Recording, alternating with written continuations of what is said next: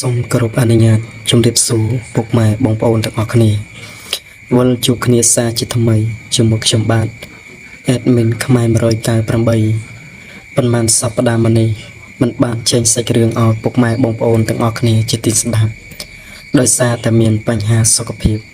តែនៅថ្ងៃនេះខ្ញុំនឹងនាំយកសាច់រឿងមួយមកចែកជូនពុកម៉ែបងប្អូនទាំងអស់គ្នាស្ដាប់ហើយសាច់រឿងនេះដែរគឺជាសាច់រឿងរបស់លោកអ៊ំផាតដែលលោកអ៊ំផាតគាត់បានជួបហេតុការណ៍មួយដ៏អាក្រក់សម្រាប់គាត់ចង់ដឹងថាសាច់រឿងគាត់ទៅជាយ៉ាងណាសូមបញ្ជាតាមដានស្ដាប់ជាមួយខ្ញុំបាទទាំងអស់គ្នាលោកអ៊ំផាតគាត់មានអាយុ54ឆ្នាំកាលនោះគាត់បាននិយាយថាគាត់ស្គាល់លោកយាយម្នាក់ដែលមានឈ្មោះថាលោកយាយធីលោកយាយធីនោះគឺគាត់ចិត្តកំណាញ់ណាស់ចិត្តកំណាញ់ផងថែមទាំងកាចទៀតកូនរបស់គាត់គឺមាន2នាក់តែគ្មានកូនមួយណានៅជាមួយគាត់កើតឡើយកូនពួកគាត់សុទ្ធតែប្រុសពេលដែលពួកគេរៀបការរួច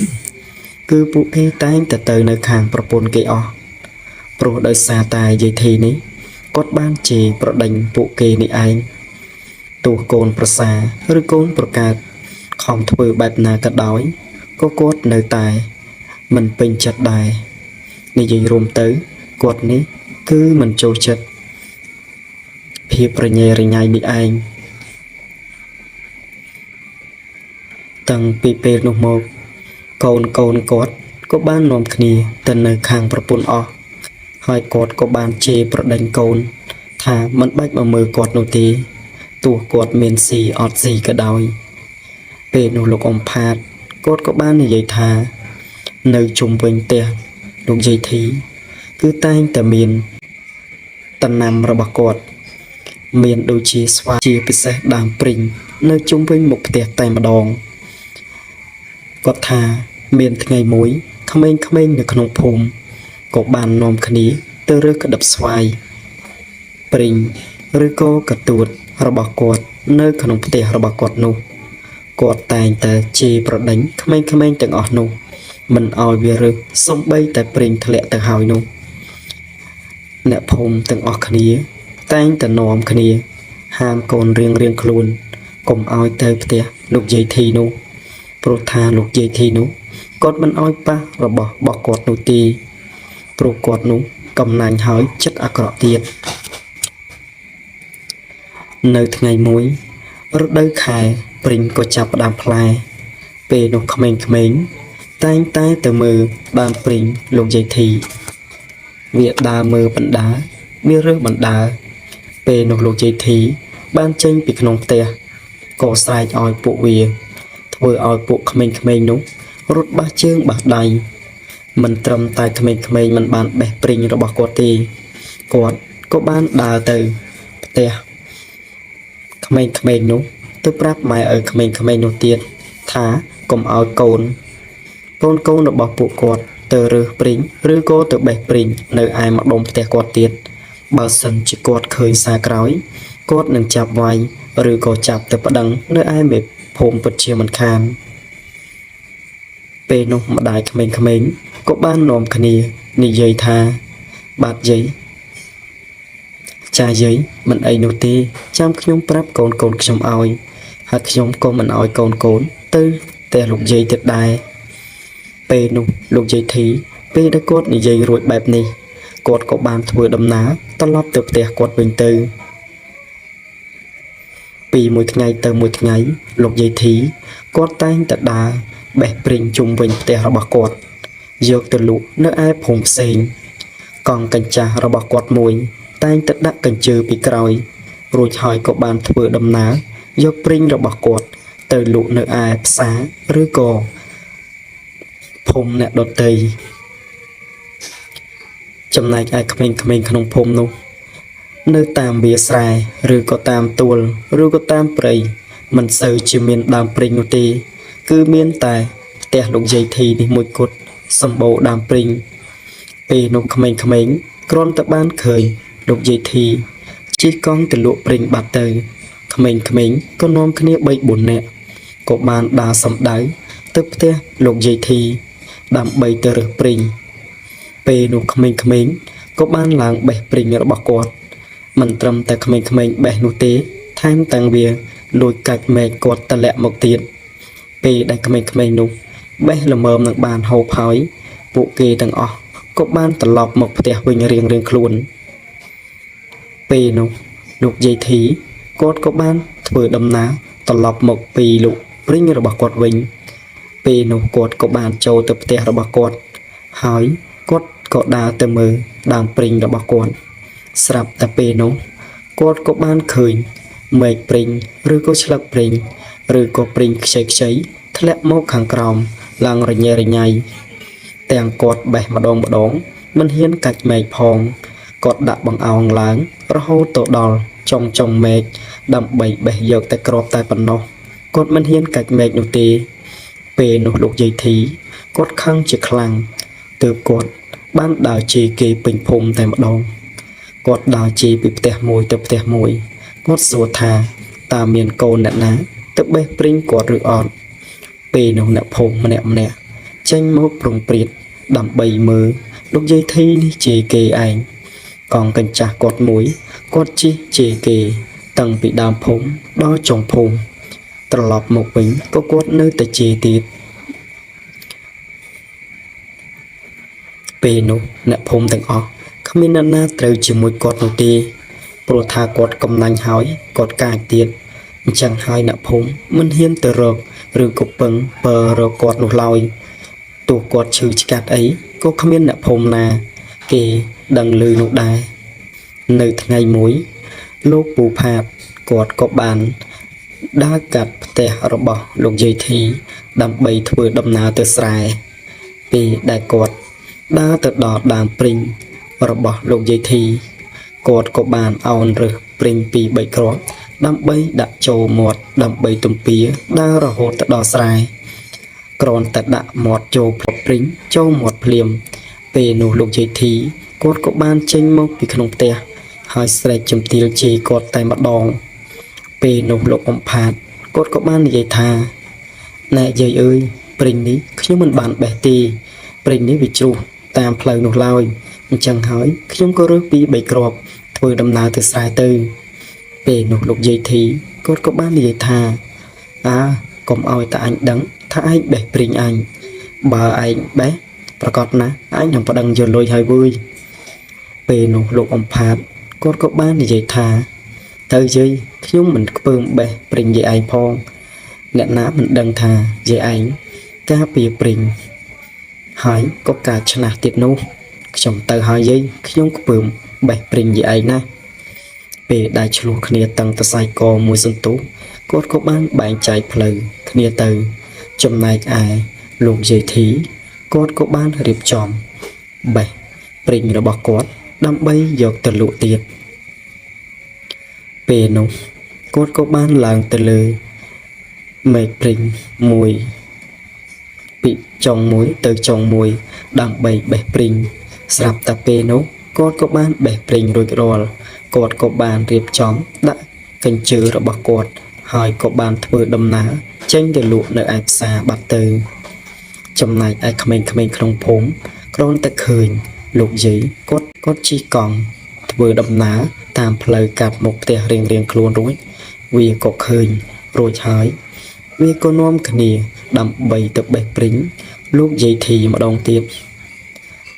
ពេលនោះពួកវាក៏បាននាំគ្នាឡើងទៅលើដើមព្រីងនោះដូចដើមពេលនោះវាឡើងផងវាកាច់មែកផងយើងនិយាយអំពីលោកយាយធីវិញពេលដែលគាត់ជិះកង់រហូតដល់ពាក់កណ្ដាលផ្លូវគាត់ក៏បាននឹកឃើញហើយក៏បានបកកង់ត្រឡប់មកវិញដើម្បីមើលផ្ទះរបស់គាត់ថាតើមានក្មេងៗវាមិនលួចបេះព្រីងទៀតឬអត់ពេលនោះគាត់ក៏បានបត់កង់គាត់រួចហើយក៏បានធ្វើដំណើរត្រឡប់មកវិញភ្លាមពេលដែលគាត់ធ្វើដំណើរត្រឡប់មកវិញគាត់ក៏បានឃើញក្មេងៗនៅពីលើដើមព្រីងនោះបាត់ទៅហើយខណៈពេលនោះលោកយាយធីគាត់ក៏បានជិះកង់របស់គាត់ត្រឡប់មកផ្ទះវិញពេលដែលគាត់ត្រឡប់មកផ្ទះគាត់ក៏បានទៅមើលកន្លែងដើមព្រីងរបស់គាត់ស្រាប់តែពេលនោះគាត់ក៏បានឃើញក្មេងៗ 4-5 នាក់វាកំពុងតែឡើងបេះព្រីងរបស់គាត់ ពេលនោះគាត់ក៏បានឃើញថាក្មេងៗកាច់ទាំងមែកព្រីងរបស់គាត់ទៀតពេលដែលគាត់ឃើញបែបនេះគាត់ក៏ស្រវាទៅចាប់ក្មេងៗឬក៏ដេញក្មេងៗឲ្យចុះពីលើដើមព្រីងពេលនោះគាត់ក៏បានស្ដីឲ្យក្មេងៗរួចហើយគាត់ក៏បានយកក្មេងៗនោះយកទៅប្តឹងទៀតផងនិយាយរួមទៅលោកយាយធីនេះគឺគាត់កាចខ្លាំងណាស់គាត់តែងតែធ្វើអីក៏ដោយឲ្យតែអ្នកណាប៉ះពាល់របស់គាត់ពេលនោះលោកអ៊ំផាតគាត់ក៏បាននិយាយតទៀតថាលោកយាយធីគាត់ក៏បានទាញក្មេងៗទាំងអស់យកទៅដល់ផ្ទះលោកមេភូមិពេលនោះលោកមេភូមិគាត់ក៏បានភ្ញាក់ផ្អើលដែរគាត់ក៏បានសួរនាំហេតុការសាច់រឿងទាំងអស់មិនថាក្មេងៗឬក៏យាយធីនោះទេពេលនោះលោកយាយធីក៏បានរៀបរាប់តាមសាច់រឿងដែលគាត់បាននិយាយប្រាប់លោកមេភូមិថាក្មេងៗទាំងអស់នេះលួចបេះព្រីងរបស់គាត់នេះឯងពេលនោះគាត់ក៏បាននិយាយថាឲ្យលោកមេភូមិទៅហៅម្ដាយឪពុកក្មេងៗនេះមកគាត់នឹងទាយកសំណងនោះឯងលោកមេភូមិគាត់ក៏បាននិយាយថាណែយាយអើយក្មេងៗវាឃ្លានព្រីងគ្រាន់តែព្រីង 4-5 គ្រាប់តែប៉ុណ្ណោះគឺឲ្យពួកវាស៊ីទៅតែលោកយាយធីគាត់មិនសុខចិត្តនោះទេគាត់ថាគាត់នឹងប្តឹងយកលុយពិតជាមិនខានលោកមេភូមិសម្រួលយ៉ាងណាក៏លោកយាយធីមិនសុខចិត្តពេលនោះគាត់ក៏បានឲ្យកូនចៅរបស់គាត់ទៅហៅឪពុកម្ដាយក្មេងៗនេះឲ្យមកផ្ទះគាត់មួយសន្ទុះធំក្រោយមកម្ដាយឪពុកក្មេងៗគាត់ក៏បានមកដល់មែនពេលនោះលោកមេភូមិហើយនិងលោកយាយធីគាត់ក៏បានរៀបរាប់ហេតុការណ៍ដែលកូនគាត់បានធ្វើពេលនោះឪពុកម្ដាយក្មេងៗក៏បានមកដល់ដែរគាត់សួរកូនរបស់គាត់ក៏ប្រាប់តាមដំណើររឿងដែលវាបានលួចបេះព្រីងលោកយាយធីពេលនោះលោកយាយធីគាត់ក៏បាននិយាយថាគាត់នឹងប្តឹងយកលុយចំនួន 40000 រៀលបងប្អូនទាំងអស់គ្នាប្រហែលជាធ្លាប់ដឹងហើយការស្រមៃនោះលុយ 40000 រៀលគឺច្រើនណាស់ដូចជា$100អញ្ចឹងគឺលុយចំនួននោះគឺលុយថ្លៃដូច្នេះហើយទើបគាត់ទាថ្លៃបែបនេះពេលនោះលោកមេភូមិគាត់ក៏បានជួយសម្រួលម្ដងទៀតតែលោកយាយធីគាត់នៅតែរឹងទទឹងពេលនោះម្ដាយឪពុកក្មេងៗក៏បានសុំលោកយាយធីឲ្យជួយសម្រួលខ្លះព្រោះថាពួកគាត់មិនសូវមានលុយនោះទេហើយណាមួយក្មេងៗទៀតអញ្ចឹងសុំលោកយាយធីជួយសម្រួលពេលនោះលោកយាយធីគាត់ក៏បានជួយសម្រួលអ្នកភូមិព្រមទាំងលោកមេភូមិនោះយកពីពួកអ្នកភូមិនោះម្នាក់តែ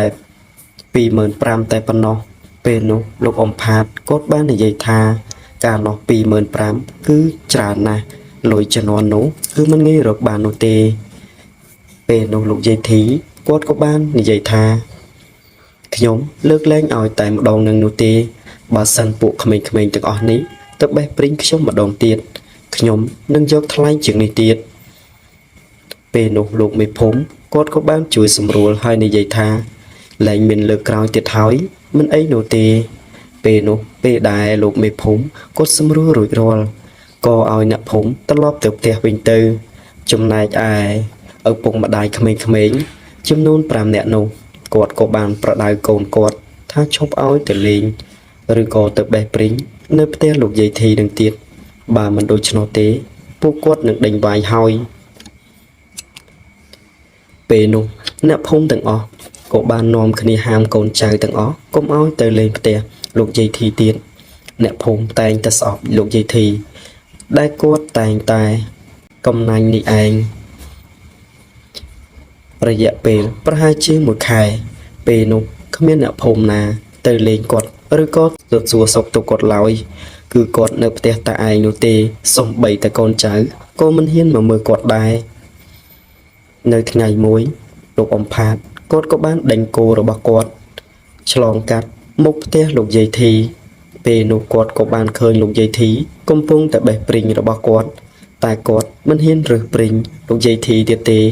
គាត់ក៏បានដេញគោគាត់ឲ្យផុតទៅលុះពេលល្ងាចឡើងគាត់ក៏បានត្រឡប់មកវិញស្រាប់តែពេលនោះ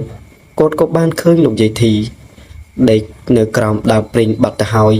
មិនដឹងថាលោកយាយធីមានរឿងអីនោះទេ ពេលដែលគាត់ឃើញលោកយាយធីកំពុងតែដេកដួលនៅក្រោមដើមព្រេងនោះ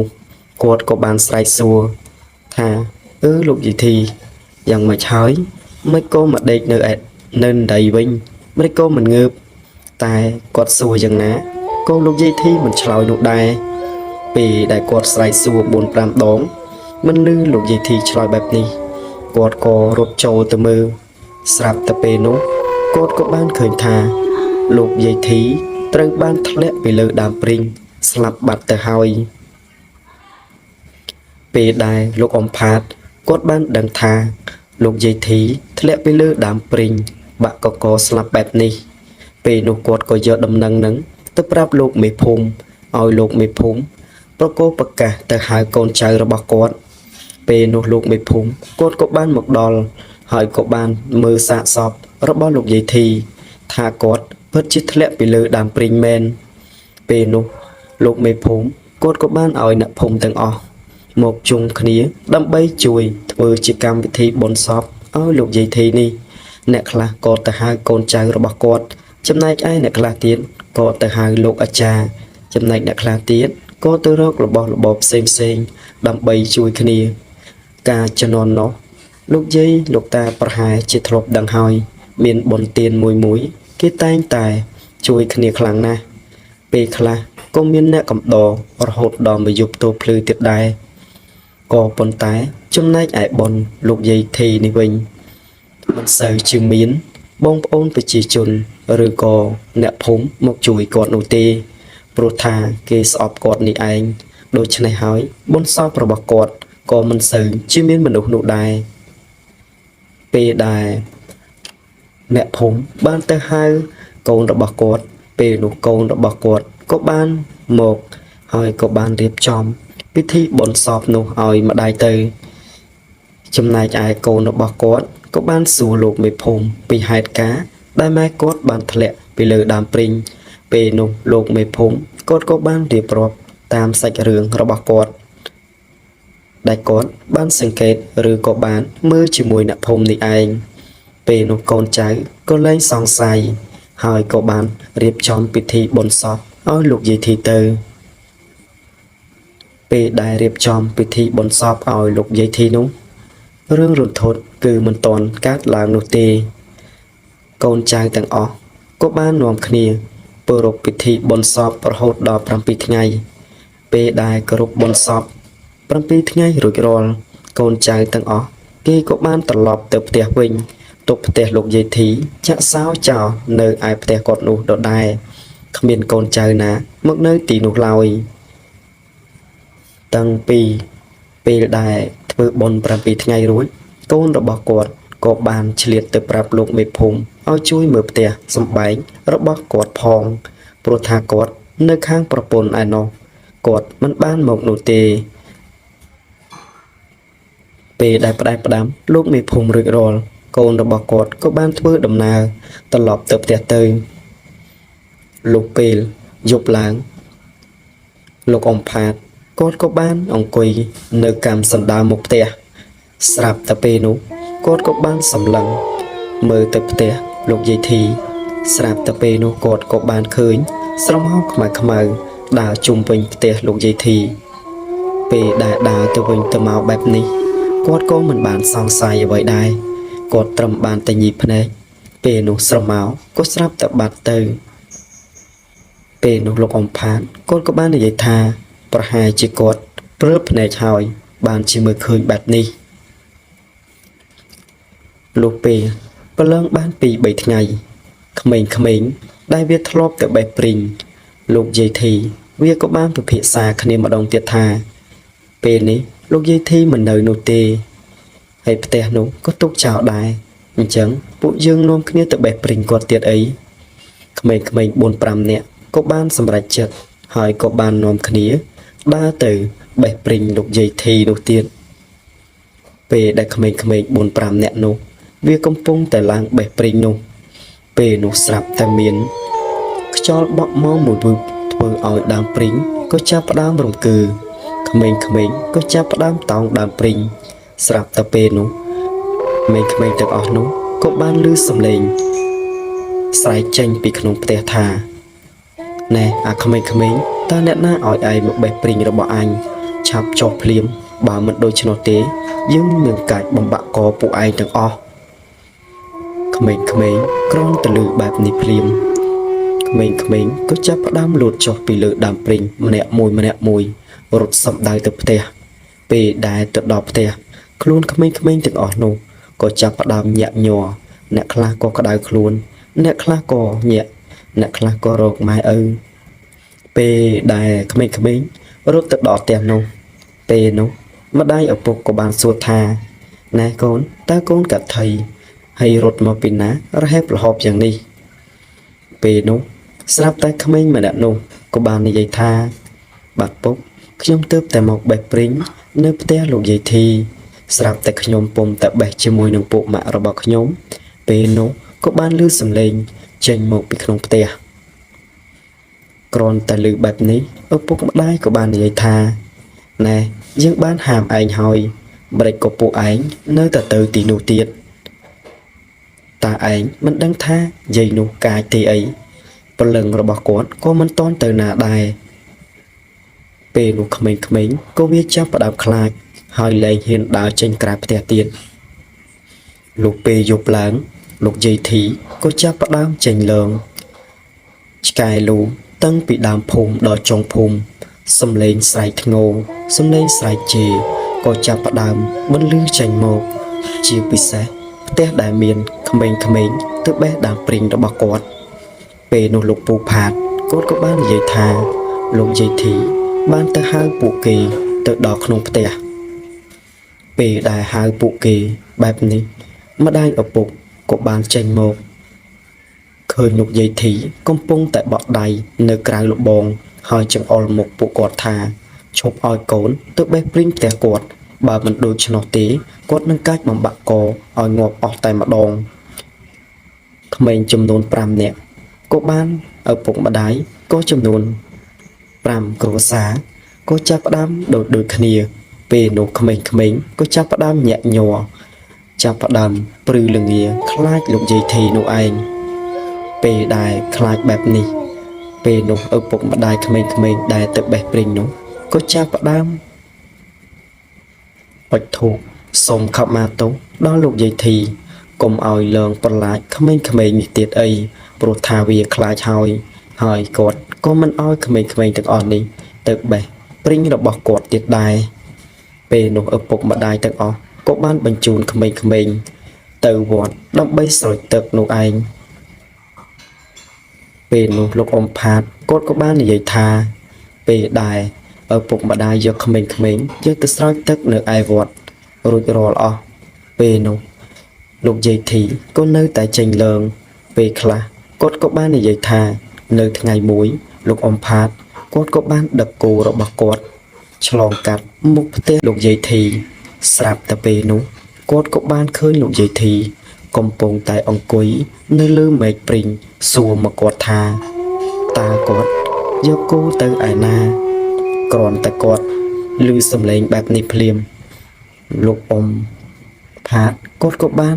សម្លឹងមើលជុំវិញផ្ទះដែរតែគ្មានមនុស្សនោះទេស្រាប់តែគាត់សម្លឹងមើលទៅខាងលើដើមព្រីងពេលនោះក៏បានឃើញលោកយាយធីកំពុងតែលៀនអណ្ដាតវែងហើយភ្នែករបស់គាត់លៀនសម្លឹងមកគាត់មើលទៅគួរឲ្យខ្លាចគ្រាន់តែលោកអ៊ំផាតឃើញបែបនេះភ្លាមលោកអ៊ំផាតគាត់ក៏បានប្រឡែងគោហើយក៏បានរត់មកផ្ទះវិញតែម្ដងដំណឹងថាលោកយាយធីចេញលើក៏បានឮសពផ្សាយទៅដល់អ្នកភូមិពេលនោះក៏បានឮដល់កូនចៅរបស់គាត់លោកមេភូមិក៏បានមកដល់ផ្ទះរបស់លោកយាយធីនោះដែរហើយព្រមទាំងហៅកូនរបស់គាត់ឲ្យមកអុជធូបដើម្បីកុំឲ្យលោកយាយធីចេញធ្វើបាបអ្នកភូមិឬក៏ចេញលើងបន្លាចអ្នកភូមិទៀតពេលនោះកូនរបស់គាត់ក៏បានអុជធូបរួចហើយក៏និយាយនិយម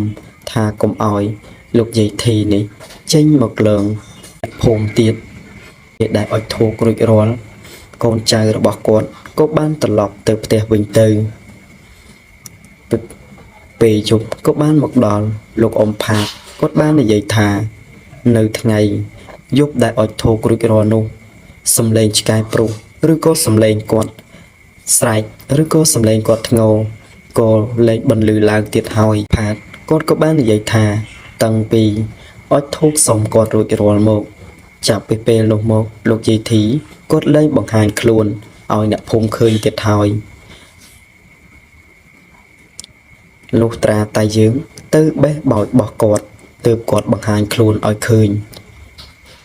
សាច់រឿងនេះក៏ចង់បង្ហាញថាកុំប៉ះពាល់របស់គេព្រោះថារបស់មានម្ចាស់បើយើងទៅសុំគាត់តិចតួចប្រកាសណាគាត់នឹងឲ្យហូបយើងមិនបាច់លួចរបស់គាត់បែបនេះទេតាំងពីពេលហ្នឹងមកលោកអ៊ំផាតគាត់ក៏បាននិយាយថាលោកយាយធីក៏លែងចេញ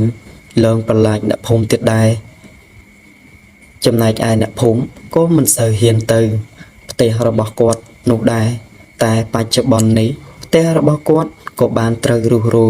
ចំណែកឯដីផ្ទះរបស់គាត់គឺត្រូវចាក់ដីពេញចំណែកឯដើមព្រីងក៏បានអាកាប់ចោលអស់នៅទីនោះឥឡូវគឺជាដីវាលមួយចំណែកឯសាច់រឿងរបស់លោកអ៊ំផាតក៏សូមតែបញ្ចប់ត្រឹមនេះអរគុណពុកម៉ែបងប្អូនដែលចំណាយពេលវេលាដ៏មានតម្លៃតាមដានសាច់រឿងមួយនេះសូមអរគុណសូមជម្រាបលា